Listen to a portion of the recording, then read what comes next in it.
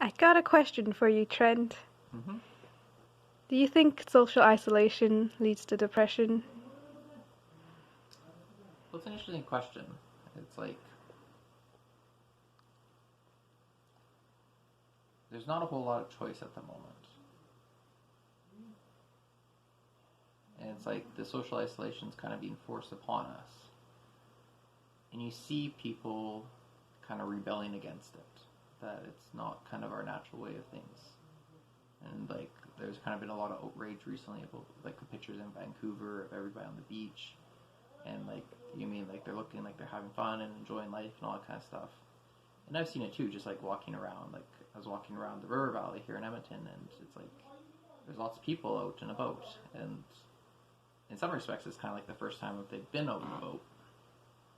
And I kind of think about like all like the fear that's going on right now, and how basically like most jobs are coming to a halt, and most businesses are coming to a halt, and how a lot of businesses are going to have to basically go bankrupt, and a lot of people are going to have to go bankrupt as well.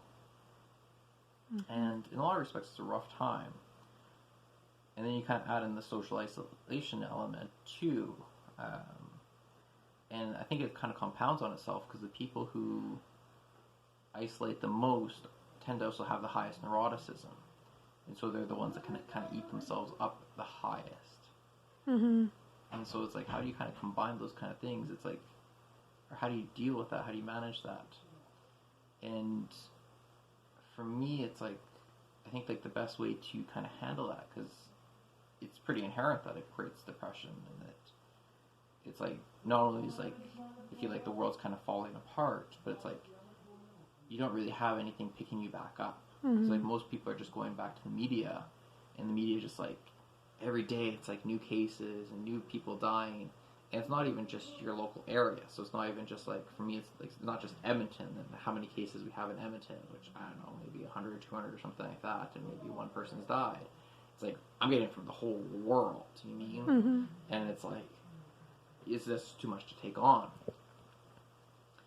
And so it's like I think about how do you remedy that, or how do you counteract that? And I look at it as like there's a page or chapter in Tools of Titans where it talks about the importance of being calm. That is basically like I think it was in one Jocko's podcast that he talked about the greatest lesson he got from one of his commanders is that being a leader in the military, being a leader in general, it's like your emotions are contagious, and you're gonna pass your emotions on to all the people below you in like the hierarchy. And so if you get angry, it's like the anger is felt by like two, three, 10 times as much for anybody below you.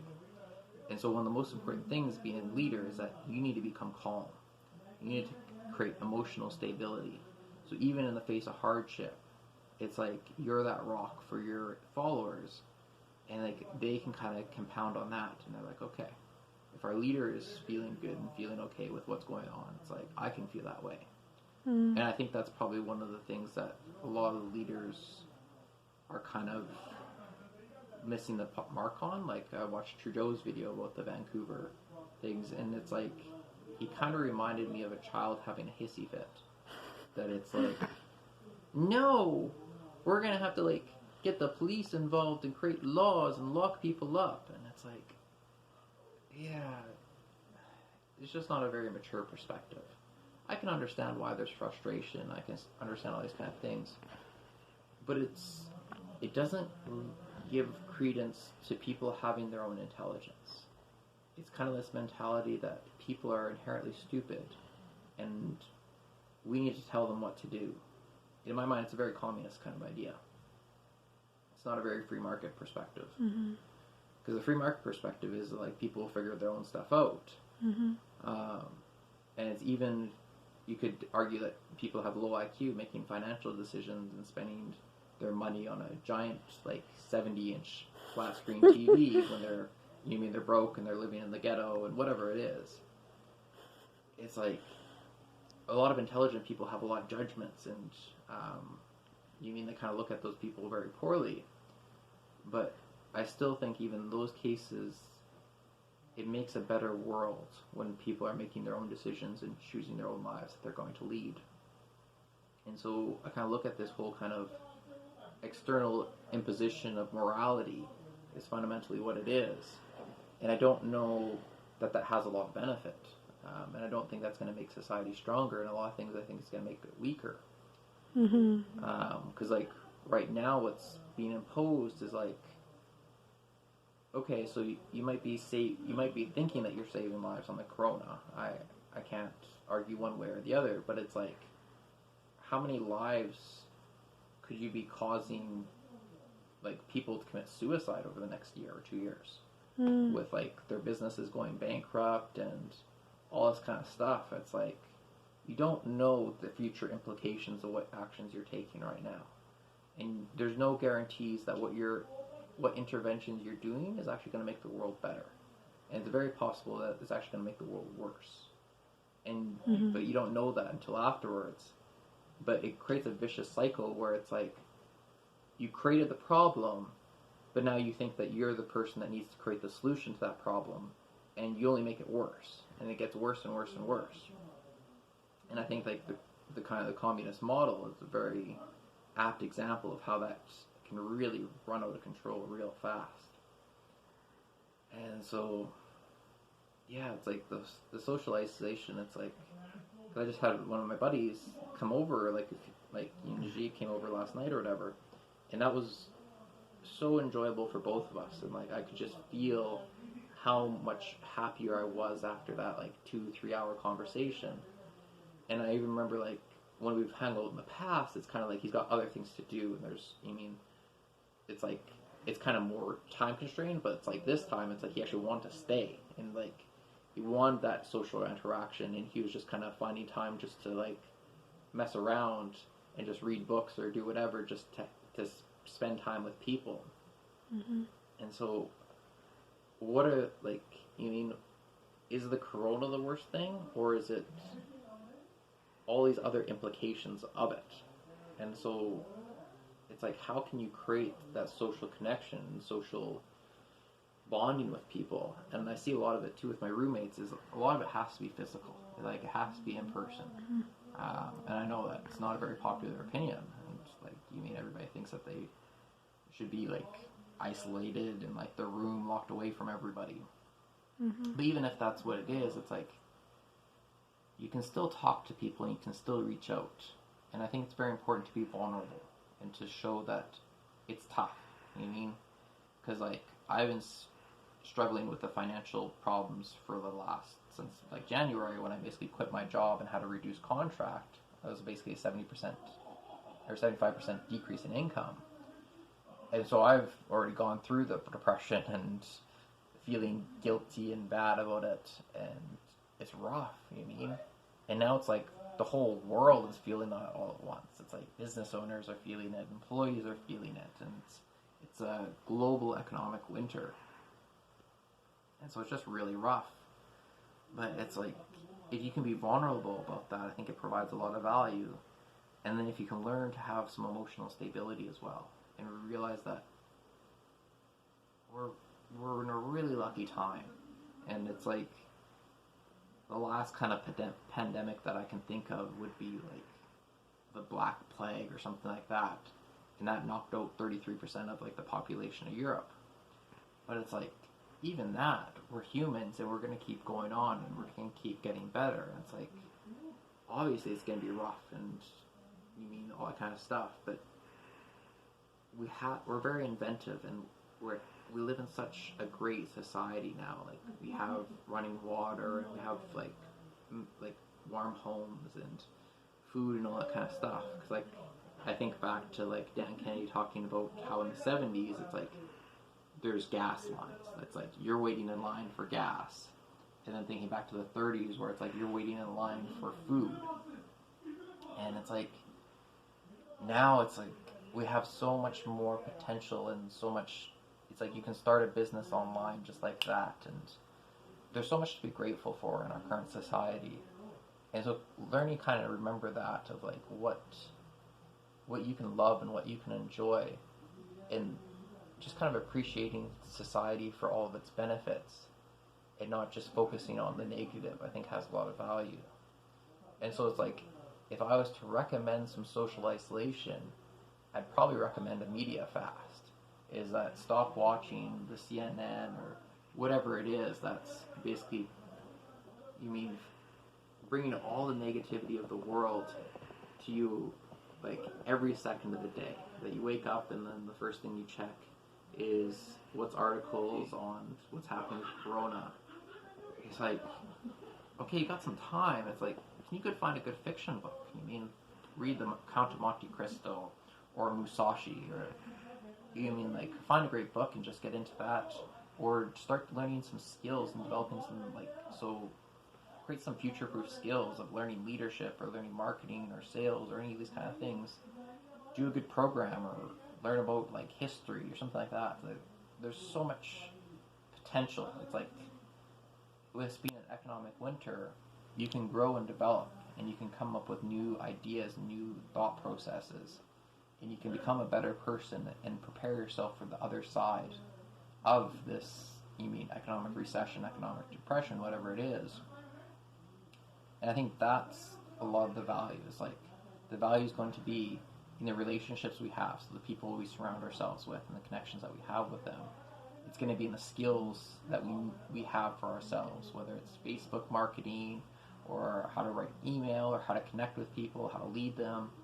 And then it's our education, so our kind of historical context and our understanding of psychology or history, all these kind of different things.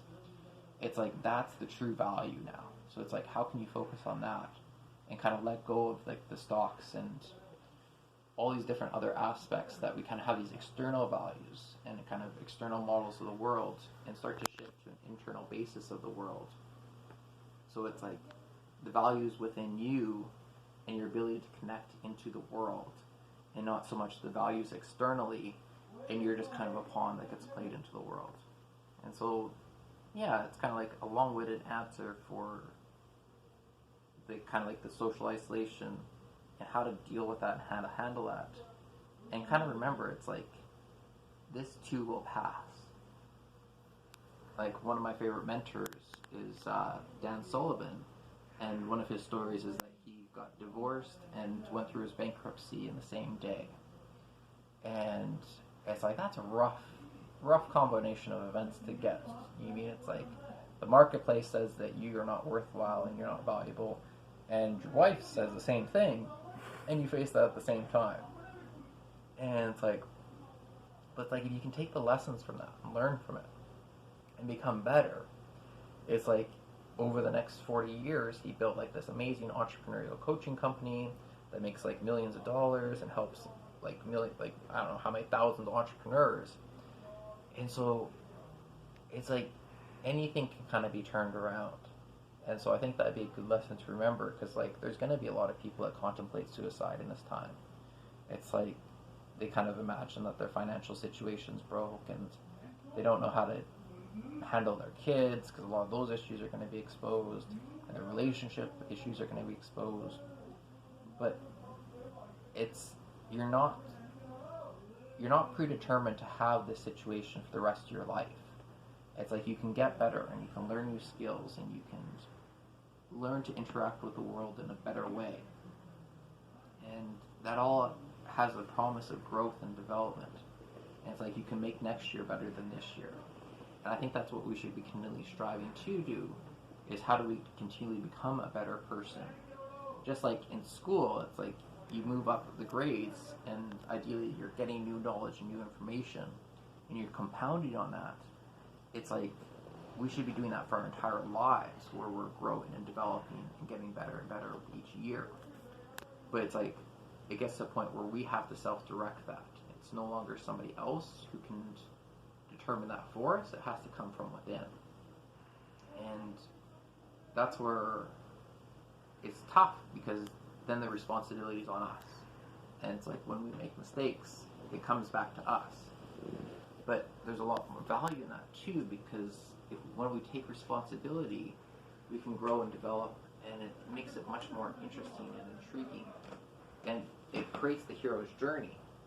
It's like, it reminds me of Frodo in The Lord of the Rings, that it's like you at some point you have to take responsibility for the journey yourself, and you don't know where it's going to go, but that's the exciting part of it. It's like Jim Rohn talked about how you wouldn't go to a symphony that only played the high happy notes. It's like you want the crash of the cymbals and like the deep beats of the drum and all that kind of stuff. Is like you want both the ups and the downs of life. And that, like, you look at all the good movies, and like one of my favorite movies of all time is The Dark Knight, and it's like that is a dark movie, and there's a lot of rough things that go on with the Joker and stuff like that, and it's scary, and that's I think what we're in right now is like the Joker taking over the city, but that doesn't mean it can't get better, and it doesn't mean that we can't solve these problems, and so ideally I think what it's important to have is to have a message of hope, a message that we can learn, we can grow, and we can solve these kind of problems, and that we can't let fear rule the day. Because even in The Dark Knight, that's kind of what happens, is that it's like the Batman basically decides, or like, that he can't take it anymore, and it's time to hand himself in and give himself into fear. And it's actually Harvey Dent that decides against that. And it's like, no, that's not what I'm going to accept in this reality. And it kind of gave that reassurance to Batman that what he was doing is the right thing. And I think we all need that. And like, one, we need to provide it for ourselves. But two, we need to learn to provide it for the people around us. To give them hope. To give them, to give them this kind of reassurance that things things are all right and things can get better, and that's such a priceless message to pass on. And so, it's like if I was to think about social isolation and like it's the cure is there's a lot of respects is hope, is to bring back gratitude and appreciation and to incorporate high states into your life, and it's like through those high states we can kind of deal with a lot of issues that are coming up.